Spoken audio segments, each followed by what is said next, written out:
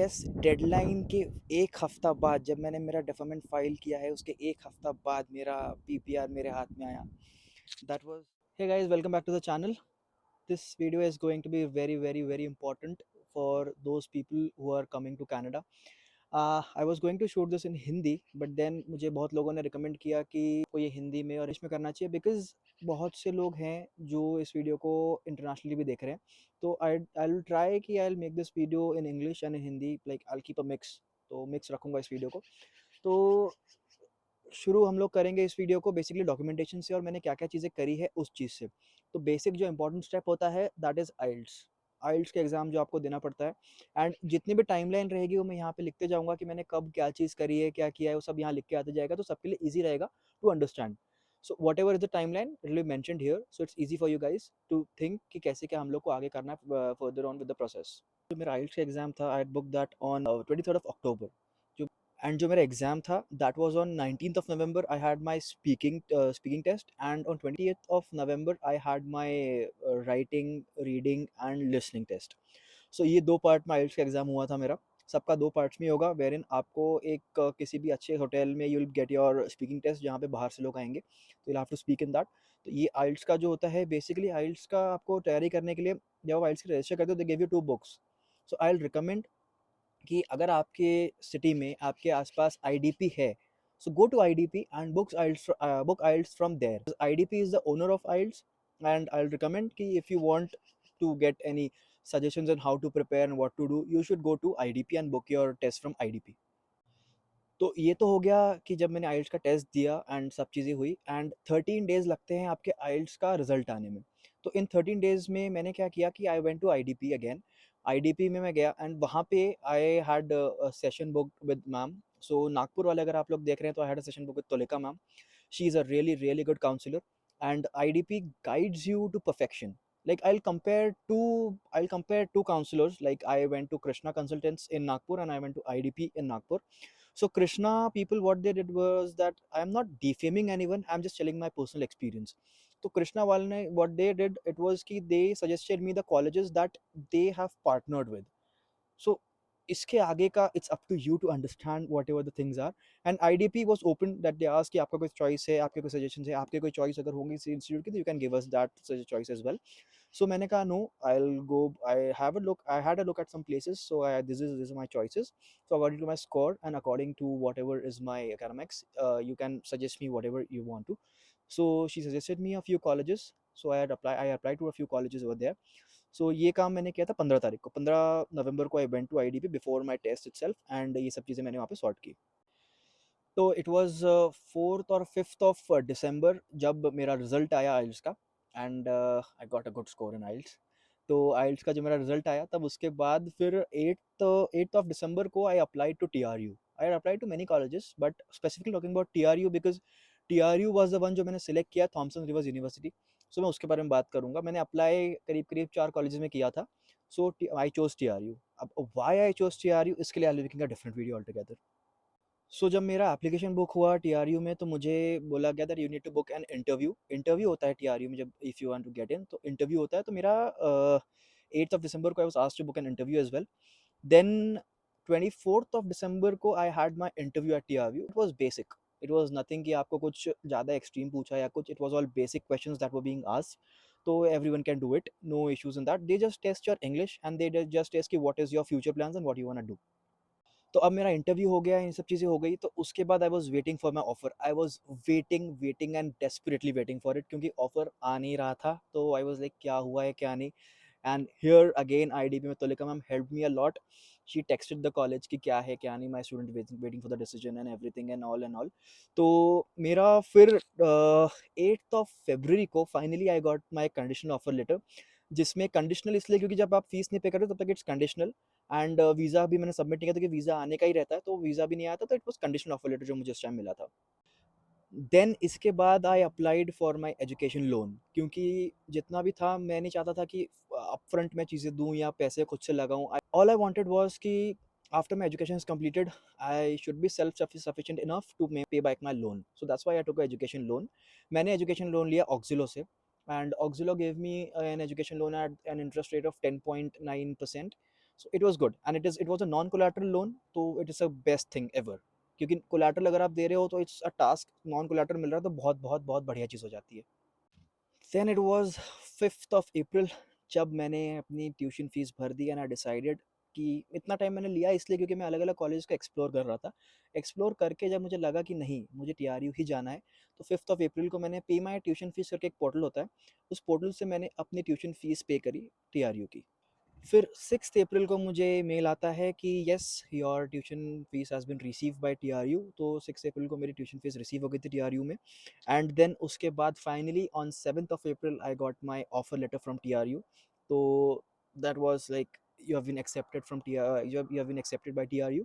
सो वो offer letter मेरे पास फाइनली आ गया था on 7th of April. Then again visa के प्रोसेस में लग गया था। वीज़ा का प्रोसेस इज़ लाइक आपको बहुत बहुत बहुत मेहनत करनी पड़ती है वीज़ा के लिए, क्योंकि दैट इज़ द थिंग जो आपका बेसिक डिसाइड करता है। And I will tell you SOP is the thing which is most important for everyone. ये कनाडा के लिए उस टाइम इंटरव्यूज़ और वेव्ड ऑफ, इंटरव्यू नहीं हो रहे हैं, तो इंटरव्यू नहीं होने के चक्कर में क्या हुआ कि SOP is the thing which is most important for you. And SOP में खास आपको बहुत ध्यान देना पड़ता है। And those of you are looking to write in SOPs, don't go into people who are fooling you by taking 10,000 15,000 for mere SOP. अगर किसी को भी कुछ हेल्प लग रही है you can contact me, I can arrange few people I know who will help you to write SOPs and they charge minimum amounts. 16th of April को I had my e-medical। तो e-medical मेरा पुणे में था क्योंकि नागपुर में e-medical के centres हैं नहीं। They have got very limited centres for e-medical exam. तो e-medical जो मेरा था दैट वाज इन पुणे। तो वहाँ पे ई मेडिकल में कुछ नहीं था, बस लाइक पीपल से that it's a long process, it takes time, but then अगर उनके सर्वर काम कर रहे हैं तो it is not, it doesn't take long time. मेरे टाइम पे सर्वर काम नहीं कर रहे थे, तो मुझे मेरा 2 दिन का स्टे एक्सटेंड करना पड़ा था, क्योंकि वो मेरा ई मेडिकल सुबह हो गया था, मेरा मेडिकल टेस्ट सुबह हो चुका था और शाम को रिपोर्ट्स आने वाली थी, बट शाम को उनका सर्वर काम नहीं कर रहा था, तो इस वजह से फिर नेक्स्ट डे सैटरडे संडे आ गया था, तो मंडे तक मुझे वेट करना पड़ा एनीवेज। तो उसमें कुछ नहीं, दे जस्ट एग्जामिन यू, पूछते हैं आपको कुछ प्रॉब्लम है क्या नहीं नहीं है, तो फिर लंग्स का थोड़ा टेस्ट होता है, लंग्स का टेस्ट होता है उसमें। Then they take your blood sample, your urine sample, and what happened and what else, nothing as such, ज़्यादा कुछ इसमें रहता नहीं है, यही सब चीज़ें रहती है उसमें। तो ये हो गया आपका ई मेडिकल। उसके बाद फिर आपको वो आपके रिपोर्ट्स दे देते हैं, रिपोर्ट्स लेके then you are good to go. तो ये हुआ था मेरा ई मेडिकल। तो 17th मई को फाइनली मेरा जो वीज़ा था, वीज़ा की फ़ाइल लगाई 17th ऑफ मई को, जिसमें मैंने बायोमेट्रिक्स भी बुक किया। एंड 23rd ऑफ अप्रैल को मेरा बायोमेट्रिक था एट हैदराबाद। वीएफएस ग्लोबल के ये सब काम होता है, तो नागपुर में वीएफएस ग्लोबल का ऑफिस नहीं था, तो the nearest office was Pune and Mumbai as well, but then मैंने देखा कहाँ पे मुझे कम टाइम लगेगा, तो हैदराबाद वाज अ प्लेस जहाँ मुझे कम टाइम लग रहा था, तो मैंने हैदराबाद से मेरा बायोमेट्रिक्स बुक किया। तो जब मैंने मेरा बायोमेट्रिक बुक कर लिया था, जब मैं बायोमेट्रिक के लिए वहाँ गया, तो द थिंग इज़ कि they offer you something which is called as express और some VIP facilities that they offer you the lounge facility. वो गलती से भी मत लेना, क्योंकि उसमें कुछ नहीं, जब आप वेट करते हो तब आपको वो लाउंज में बैठाते हैं एंड आपको बोलते हैं कि इट्स एक्सप्रेस थिंग, बट उससे आपका वीज़ा कभी जल्दी नहीं आता है, वीज़ा जल्दी इससे आता ही नहीं है। क्योंकि I tell you, I have seen people who have been waiting for it but then they didn't get their visas like quickly. Whatever was my timeline, they got it in the same time. So this was advised by IDP to me that you just don't do it this way because you lose money, nothing else. अगर आपके पास फालतू का 3-4 हज़ार रुपये है तो you can go ahead with this thing। इतना सब होने के बाद काफ़ी लंबा वेट था। लाइक हर दिन मैं आईआरसीसी का पोर्टल चेक करता था, हर दिन मैं आईआरसीसी का पोर्टल खोलते रहता था कि आज कुछ आया होगा, आज कुछ आया होगा, बट नो लक। तो मेरा इनिशियली सितंबर इनटेक था, तो सितंबर इनटेक से I had to defer it to the Jan intake. तो उस टाइम काफ़ी फ्रस्ट्रेशन था, काफ़ी ज़्यादा फ्रस्ट्रेशन था, बट देन कुछ कर नहीं सकते, जाना तो था, यहाँ आना तो था। तो इस वजह से फिर आई गेस डेडलाइन के एक हफ़्ता बाद, जब मैंने मेरा डेफरमेंट फ़ाइल किया है उसके एक हफ़्ता बाद मेरा पीपीआर मेरे हाथ में आया। That was on 12th of August that I receive my PPR. 12th अगस्त को मुझे मेरा पीपीआर मिला एंड देन उसके बाद वही सब ट्रैकिंग शुरू हुई, सब कुछ शुरू हुआ and I had to send my passport in. तो वीएफएस ग्लोबल का जो पासपोर्ट सर्विस है उसमें ऐसा है कि टू एंड फ्रो सर्विस रहती है, वो आपको like they'll you have to register for the e tracking thing, तो उसमें आपको वो लोग पासपोर्ट कलेक्ट करने आते हैं घर पे, आपको अपना पासपोर्ट उस एनवेलप में डाल के you have to submit it to the VFS Global centre. तो जब वहाँ पहुँच गया तब मेरे पास मेल आया, एंड सारी डेट्स ये मेंशन्ड है इसकी, कब कब क्या क्या हुआ।